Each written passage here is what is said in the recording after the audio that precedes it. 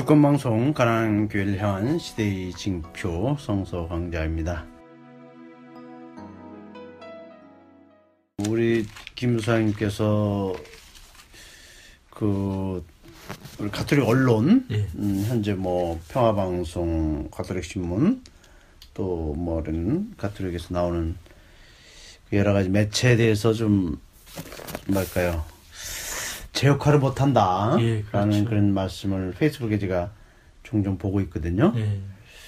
저도 보면은 기독교 방송이라고 있더라고요, CBS. 그거를 보면은 참 어떤 공정한 그런 보도, 또 아주 날카로운 그런 시대적 시대에 대한 분석, 또 거기 나오는 사람들 인터뷰하는 거 보면 참 품격이 좀 높아요.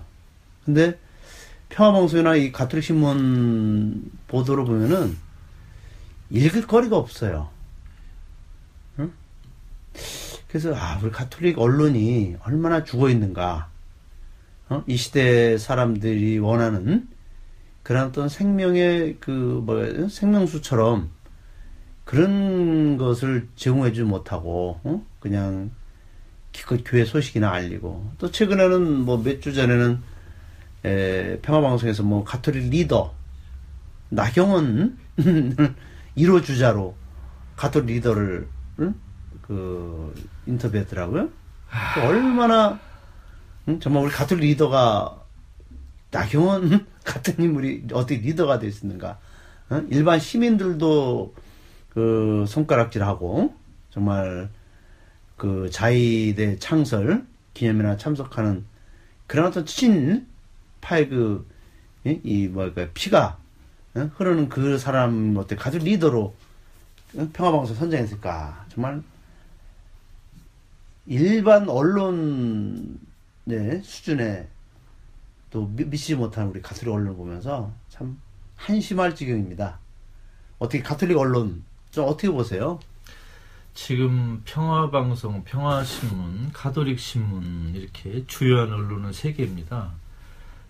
그리고 인터넷 언론으로는 가톨릭뉴스 지금 여기 가톨릭 프레스 이 2개가 있고, 또 기타 학술지, 월간지, 또 이러저런 교양 잡지 등이 좀 여러 개 있습니다. 그러나 가톨릭 언론으로 보면 5개를 칠 수 있는데요. 가톨릭 뉴스 지금 여기와 가톨릭 프레스는 그래도 비교적 비판적인 논조를 유지하고 있지만, 나머지 3 언론, 평화방송, 평화신문, 가톨릭 신문은 제 역할을 하지 못하고 있습니다. 하지 못하고 있는 정도가 아니고 잘못하고 있습니다. 첫째는 지금 가톨릭의 대구교구라든가 희망원 사건, 또 인천교구의 성모병원 사건, 또 이러저런 여러 가지 사건을 전혀 공정하게 균형 있게 날카롭게 보도하고 있지 못합니다. 두 번째는 말씀하셨지만 CBS의 여러 프로그램은 지금 촛불 집회라든가 시국 사건이라든가 여러 가지를 정말로 자기 한계 내에서 정확히 보도하려고 많이 애를 쓰고 있지 않습니까? 가톨릭에는 그런 프로가 한 개도 없습니다. 그리고 심지어 촛불 집회도 제대로 보도하고 있지 못하고 있습니다. 그래서 저는 지금 주교들의 홍보지, 보수 우파 성향의 신도들의 입맛에 맞는 그런 보도로 일관하고 있는 이 가톨릭 신문, 평화신문, 평화방송은 언론이라고 하기가 곤란하다. 일반 사람들이 쓰레기, 기레기, 언레기 이렇게 여러 가지로 비판하는 그 소리를 들어 마땅하다. 이렇게 생각합니다. 어떻게 이 정도의 언론을 만들겠다고 신도들이 헌금하라고 요구했는지 저는 참 이해가 되지 않습니다. 정말로 부끄럽습니다. 돈은 많지만 품질은 엉망인 현재 한국 천주교 언론이 안타깝습니다. 우리가 역사는 훗날 반드시 평가받고, 평가하고 또 심판받고, 그럼으로써 우리 부끄러운 우리의 오늘이 훗날 다 이제 사람들에게 공개적으로 알려지는 거 아닙니까? 그렇습니다. 이명박 박근혜 정권 때 가톨릭 신문, 평화신문, 평화방송이 정말 우리 국민들을 위해서 무엇을 했는가? 언론으로서 제 기능을 했는가? 복음적인 가치관으로 그렇게 이 정권 이런 불의에 대해서 얼마나 목소리를 냈는가라고 평가받지 않을까요? 그렇습니다. 만일 그런 평가를 받는다면 지금 가톨릭 신문, 평화방송, 평화신문은 조중동 또는 종편방송보다도 더 가혹한 평가를 받을 것이 틀림없습니다. 네. 그래서 그런 의미에서 이 언론이 얼마나 중요한가, 그죠? 정말 그렇습니다. 아주 저희들은 우리나라가 이게 언론이 잘못됐기 때문에 최순실, 박근혜 이런 국정농단을 오랫동안 우리가 알지 못했다가 예? 그 마지막에 결정적으로 그 JTBC라든지 그죠? 그런 그 용기 있는 언론에서 이것을 폭로했기 때문에 국민들이 알게 되고 박근혜 이 탄핵까지 온 거 아닙니까? 그죠? 그렇습니다. 언론이 정말 국민들의 눈과 귀가 되어주면 이렇게 세상이 바뀌는 건데 언론이 그 역할을 못한다면 계속 우리가 어둠 속에서 살 수밖에 없는 그런 불행한 세상이 되는 거 아닙니까? 가톨릭 언론이 지금처럼 자기 역할을 못한다면 가톨릭교의 부패, 추락은 계속 속도가 빨라질 걸로 예상됩니다. 네. 그래서 어떻게 보면 예수님께서는 또 언론인으로서 예수님을 우리가 또 생각할 수 있지 않습니까? 그렇죠. 그렇죠? 네. 예, 그런 의미에서 오늘도 저희들이 성서 강좌 또 한번 이야기를 계속 진행하겠습니다. 오늘은 마르코복음 11장 20절부터 35절 좀 긴 대목입니다. 예, 좀 읽어주시기 바랍니다. 그리고 그들이 새벽에 지나가다가 보니 그 무화과나무가 뿌리째 말라 있었다. 그런데 베드로는 생각나서 그분께 랍비, 보시다시피 당신이 저주하신 무화과나무가 말라버렸습니다 했다. 그러자 예수께서 대답하며 그들에게 말씀하셨다. 여러분은 믿음을 가지십시오. 하느님의 믿음을 가지십시오. 진실이 말하거니와 이 산에게 들려서 저 바다에 빠지라고 말하면서 자기 마음속으로 의심하지 않고 자기 말하는 대로 되리라고 믿는 사람에게는 이루어질 것입니다. 그러므로 여러분에게 말하거니와 기도하며 청하는 것은 다 받는다고 믿으시오. 그러면 그대로 이루어질 것입니다.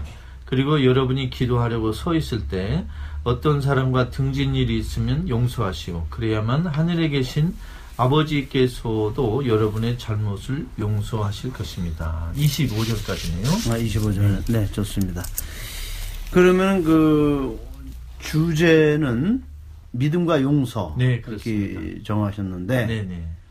이른 아침 예수의 일행은 그 무화과나무 곁을 지나다가 그 나무가 뿌리째 말라있는 것을 보았다. 베드로가 문득 생각이 나서 선생님 저것 좀 보십시오. 선생님께서 저주하신 무화과나무가 말라버렸습니다 하고 말하였다. 무화과나무가 말라버렸다. 이게 무슨 뜻으로 볼 수 있습니까? 바로 앞 귀절에서 예수님이 아침에 시장하셔서 무화과나무 열매를 찾다가 열매를 맺지 않으니까 저주한 그 단락이 나오지 않습니까? 네. 하루 지나가지고 베드로가 그 나무에서 정말로 말랐다라고 확인했습니다. 이것은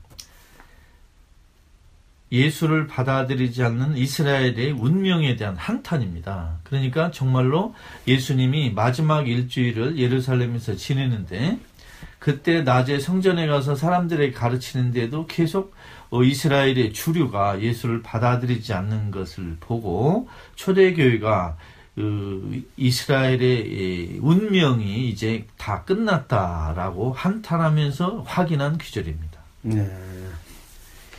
그 다음에 누구든지 마음에 의심을 품지 않고 자기가 말한 대로 되리라고 믿기만 하면 이 산더러 번쩍 들려서 저 바다에 빠져라 하더라도 그대로 될 것이다. 너희가 기도하며 구하는 것이 무엇이든 그것을 이미 받았다고 믿기만 하면 그대로 다 될 것이다. 야, 이게 참 놀라운 말씀이신데 믿기만 하면 그대로 다 될 것입니다. 어떤 기도든 다 된다. 야, 이거 좀 믿음에 대한 어떤 신뢰 강조하는 건 좋지만 좀 약간 회의가 듭니다. 네, 요 귀절은 사실은 어떻게 보면 좀 예수님의 뜬금없는 답변입니다. 왜냐하면 앞쪽에 베드로가 어제 예수님이 저주한 무화과나무가 말랐다. 그러니까 예수님이 갑자기 기도의 주제로 나왔습니다. 예수님이 무화과나무가 말릴 것이라고 예언한 게 이루어진다는 걸 강조하기 위해서 지금 이 귀절을 예수님이 끌어당겼습니다. 근데 여기에 나오는 것은 이 맥락을 배경을 제대로 알지 못하면 정말로 무자비하게 사용하면 요 귀절만 쏙 빼가지고 쓰면 정말 악마도 이용할 수 있습니다. 예를 들면 이번에 박근혜 탄핵을 반대하는 집회에서 서석구 변호사가 이런 말을 했습니다. 기도하면 이루어진다. 박근혜 탄핵 반대를 위해 기도하라. 그러면 탄핵이 이루어지지 않는다. 이런 이야기 했습니다. 우리 신부님 어떻게 생각하세요? 서석구 변호사. 서석구 변호사요? 예. 주변의 사람들의 평가에 의하면 제정신이 아닌 사람이다.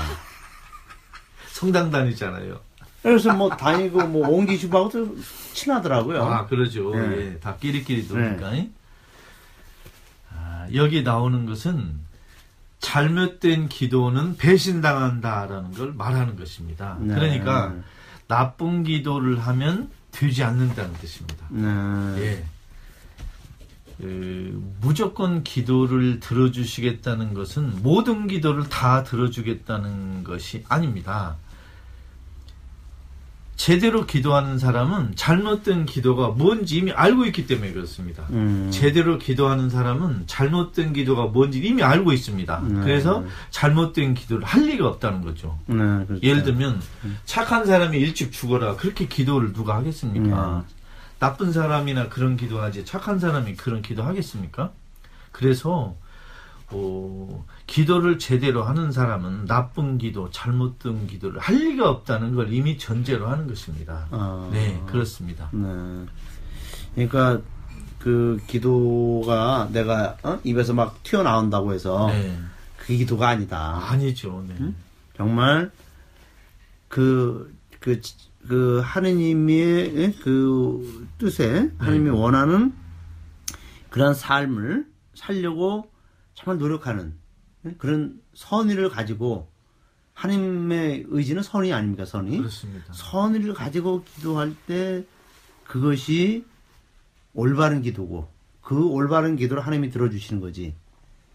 나쁜 기도 그리고 자기의 뜻 자기의 뜻을 이루려고 하는 그런 그 어떤 이기적인 기도는 하나님께서도 그것을 다 식별해서 받아주고 거부하는 것이지. 그래서 이 기도라는 게 우리가 함부로 기도하면 된다 이렇게 얘기하는 것은 아주 위험한 그 기도에 대한 저게 아닙니까? 그렇습니다. 그러면 실제로 예수님은 어떻게 기도하셨고 기도의 모범을 어떻게 주셨는가를 살펴보는 게 우리가 기도하는 데 도움이 될 것 같습니다. 예수님은 첫째 주의 기도라는 기도를 남겨줬습니다. 그렇죠. 그거에 보면 어떻게 기도해야 되는가에 하는 모범 사례가 나와 있습니다. 두 번째 행복 선언입니다. 어떤 사람에게 행복을 예수님이 선포하셨는가, 그리고 어떤 사람에게 저주하는가를 보면 기도를 어떻게 하면 되고 어떻게 하면 안 된다는 사례가 이미 나와 있습니다. 세 번째, 예수님이 병자를 고쳐주고 가난한 사람에게 먹을 것을 주고 귀신을 쫓아내고 마귀를 추방한 이 여러 가지 사건을 보면 어떻게 기도해야 되는가의 어떤 기준선이 나와 있습니다. 그래서 그런 걸 보면 어떤 기도는 해서는 안 되고 어떤 기도는 하면 좋습니다. 예를 들면 우리 카톨릭의 유명한 신학자로 독일의 칼 라너라는 분이 있습니다. 그분이 이런 말을 했습니다. 우리가 바치는 기도의 90%는 아마 가짜 기도일 것이다. 우리가 실제로 바치는 기도의 90%는 기도가 아니라는 겁니다. 왜? 잘못된 기도이기 때문에. 그래서 우리가 기도를 얼마나 열심히 뜨겁게 자주 하느냐만 신경 쓸 게 아니고 우리가 하는 기도가 잘못된 기도인지 아닌지를 돌아봐야 됩니다. 그래서 예를 들면 그 서석구 변호사처럼 박근혜 대리인단 변호사 중에 하나인 서석구 변호사처럼 박근혜 탄핵을 막는 기도를 하라 이런 건 잘못된 기도입니다. 왜? 예수의 하느님 나라 메시지, 주의 기도, 행복 선언, 저주 선언, 예수님의 말씀과 행동으로 보여주신 그 모범을 보면 서석구 변호사의 기도는 100% 틀렸습니다. 그렇게 기도해서는 안 됩니다. 이제 보면은 이 대선 때라든지 또 총선 때, 국회의원 선거 때라든지 보면은 이게 신부들에게 미사 예물이 많이 들어옵니다. 그렇죠. 예? 그러면 이제 예를 들어서 옛날에 이해창 씨가 한나라당 대선 후보로 2번 나오지 않았습니까? 그죠? 그때 수녀원에도 이해창 대통령 당선 될 수 있도록 기도해달라고 수년에도 미사예물이 아주 뭐 한 달, 뭐 2달 이렇게 막 계속 집중적으로 미사 지향을 두고 들어오고요. 또 본당마다 들어오고. 그래서 그렇게 수많은 수녀회, 수많은 본당들이 이해창이가 천주교 신자 아니었습니까? 그래서 그렇게 기도를 했습니다. 미사 때. 근데 이해창이가 2번 다 안 됐습니다. 잘못된 기도죠. 그리고 기도를 이렇게 돈으로 교환하는 종류의 우리 관행은 좋은 게 아닙니다. 그리고 그 의도 자체가 잘못된 기도의 청원은 거절해야 됩니다. 무조건 기도해달라고 봉투 주면 무조건 받아서 이렇게 기도를 읊조리는 것은 신학적으로 옳지 않습니다. 그렇죠. 거부해야 됩니다. 당연히. 그러면 안 되죠. 예를 들면 지금 박근혜 탄핵을 막아달라고 미사예물을 드리고 기도를 청원하면 해야 됩니까? 해서는 안 되죠. 이건 잘못된 것이다. 이건 종교적인 상거래 행위잖아요. 이게 더 나쁘게 말하면 종교적인 매매춘 행위예요. 이런 거 해서는 안 되죠. 이게 잘못된 기도의 표본 아닙니까? 하느님도 돈으로 살 수 있다는 매수하는. 그게 정말 우상숭배입니다. 하느님을 돈으로 내가 휘어잡을 수 있고 내 마음대로 할 수 있다. 그럼 하느님을 모독하는 거죠. 아니 하느님이 돈에 휘둘릴 뿐입니까? 우리 한국 종교가 그런 사례가 비일비재하거든요.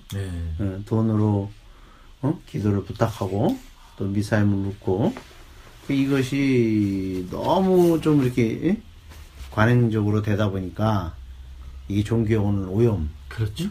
기도의 오염, 예수님께서 강도의 소굴이라는 그런 성전을 향해서 하신 말씀이 우리가 남 얘기가 아니고 바로 우리들의 지금 일이 아닌가 생각이 듭니다.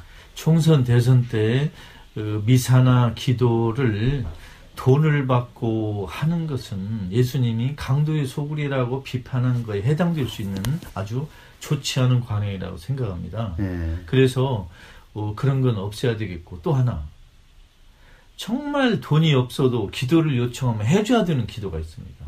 가난한 사람들은 돈 낼 여력이 부족하지 않습니까? 그런 분들은 돈을 주지 않아도 기도 제목만 가져와도 받쳐주는 그런 것도 좀 해야 됩니다. 남미에서는 많이 하거든요.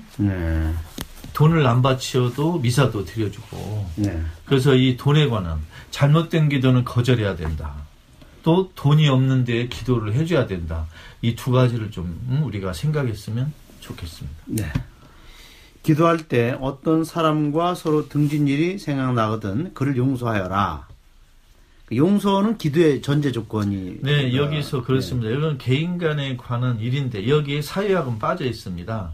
즉 예를 들면 박근혜를 용서해도 되느냐 이런 건 안 되겠죠, 당연히. 근데 개인 간에 자그마한 일에서는 먼저 용서하고 그 다음에 기도하라. 이런 좋은 지침을 주신 것 같습니다. 무슨 죄도 다 용서되는가? 또 지금 말씀하신 박근혜 죄도 용서되는가? 예수님이 그 모든 죄도 용서받지만 성령을 모독한 죄는 용서받지 못한다. 이렇게 성령의 중요성을 강조한 기절이 있습니다.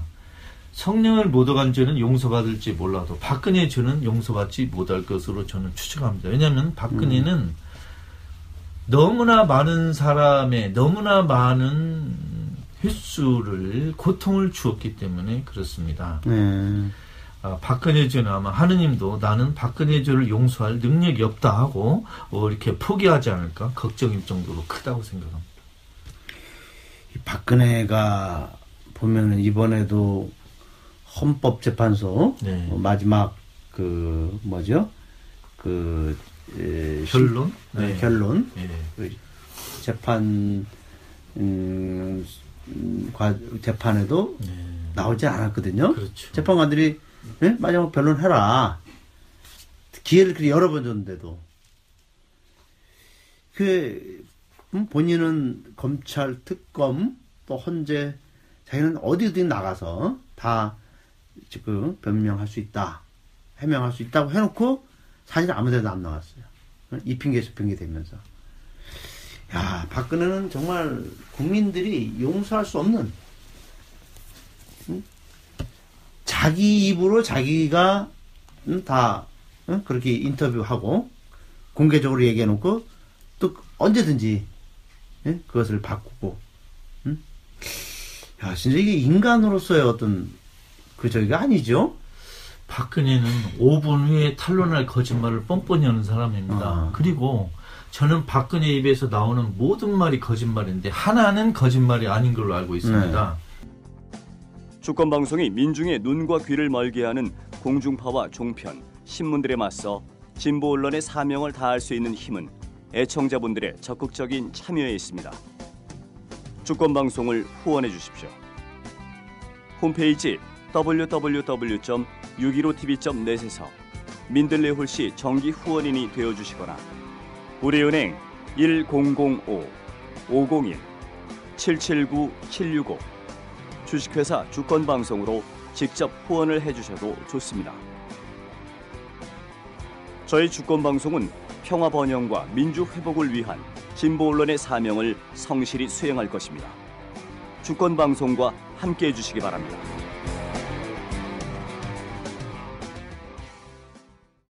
제 이름은 박근혜입니다. 근데 저는 그것까지 이제 의심이 들어갑니다. 저 혹시 이름이 박근혜 아닌 거 아닙니까? 정말로 박근혜는 회개할 줄 모르는, 반성할 줄 모르는, 자기 죄를 인정할지 모르는 정말로 나쁜 사람이다. 아니 사람인지 악마인지 그것도 좀 분간이 안 갑니다. 보통 우리가 사람 간의 용서라는 것은 반성해서 상대방이 잘못을 반성했을 때 우리 용서가 가능한 건데 반성조차 하지 않는 사람에게 무슨 용서가 될 수 있습니까? 반성하지 않는 사람에게 용서를 한다는 건요. 사실 할 수 없는 일을 하는 것 같아요. 반성하지 않는 사람에게 용서해 줄 필요도 없고 사실 그 용서를 해도 그 사람은 그게 뭔지를 모릅니다. 그렇죠. 예. 버리장머리만 나빠지죠. 그렇죠. 더 큰 죄만 짓고. 네네. 예. 지난번에도 있지만 박근혜 탄핵을 반대하는 신부도 있죠. 대표적인 사람이 이제 서울대교구 여영구 신부. 네. 다시 한번 여영구 신부 발언. 어떻게 또 봐야 신부가 엊그저께 박근혜 탄핵을 반대하는 집회에 이른바 태극기 집회라고 하죠. 거기에 나가서 단상에 올라갔습니다. 그래서 연설을 한 걸 제가 직접 그 유튜브를 통해 봤는데 네 번째 참가했다고 그러고 본인은 박사모라고 고백을 했습니다. 그리고 말하기를 언급결에 준비한 거 올라왔다고 했는데 보니까 호주머니에서 준비한 서류를 읽더라고요. 이미 다 준비한 겁니다. 그렇습니까? 눈앞에 보이는데 신부가 거짓말을 하더라고요. 거기에 보니까 사람들은 정의변 사재단을 주로 생각하는데 정의변 사재단 사재보다 훨씬 많은 분들이 집에서 박근혜의 탄핵을 반대하고 있다. 이렇게 거짓말을 했고 박근혜가 역대 대통령 중에 가장 깨끗한 대통령이라는 건 5분만 생각해도 알 수 있지 않느냐. 이런 거짓말을 했습니다. 저는 이 여영구 신부가 염수정 추기경에 의해서 어떻게 처벌을 받는지 지켜보랍니다. 물론 여영구 신부와 염수정 추기경이 신학교 동창이라고 하니까 또 적당히 슬쩍 넘어갈지 모르겠습니다만은 염수형 추경이 어떻게 하는지를 봐야 되겠고, 또 서울교구 총대인 손희성 주교가 여영구 신부를 어떻게 처벌하는지를 지켜보고 싶습니다. 정말로 여영구 신부의 발언은 사실과 거리가 멀고 진실과 거리가 멀고 처벌받아 마땅한 언행을 하고 있습니다. 우리가 보면은 제 눈의 안경이라고, 네. 그 여영구 신부가 가장 깨끗한 대통령은 박근혜다라고 했으면 그죠? 네, 그렇습니다. 그러면 여영구 신부 눈에는 가장 깨끗한 대통령이 박근혜다. 네.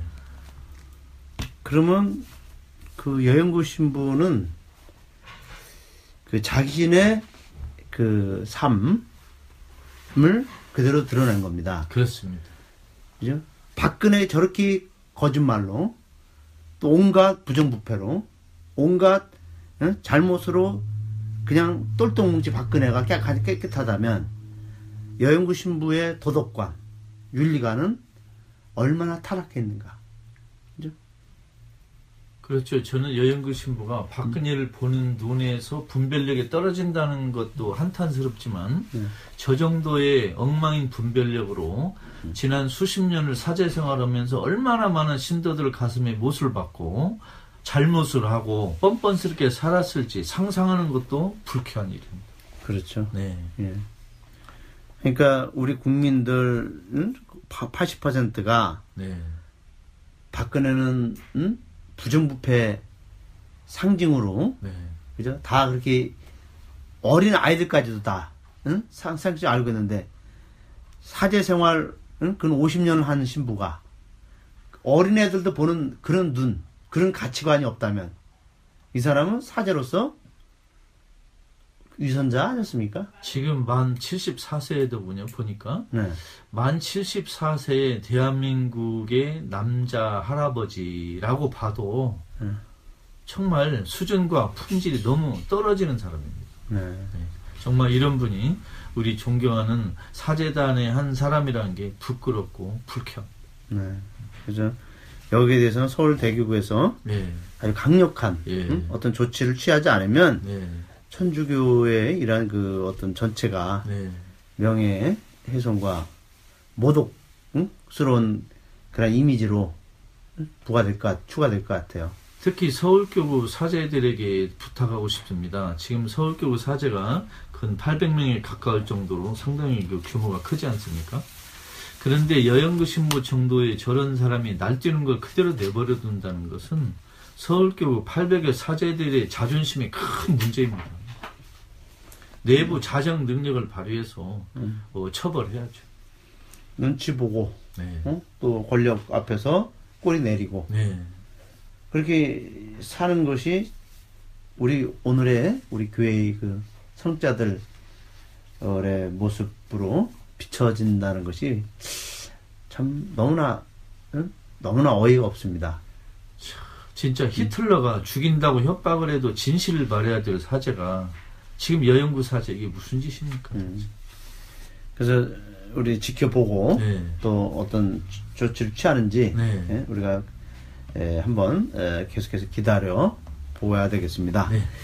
예, 우리 이 2017년도 어느 해보다도 역사적으로 이런 중대한 우리 운명의 그런 대한민국 이도였습니다. 그런 의미에서 정말 우리 모두가 올바른 기도를 바쳐서 하나님께서 이 나라 보살펴 주시고 또 이 나라 국민들이 원하는 그러한 세상 만들어 주시기를 또 함께 우리 마음과 기도하면서 이 시간 마치겠습니다. 고맙습니다. 감사합니다.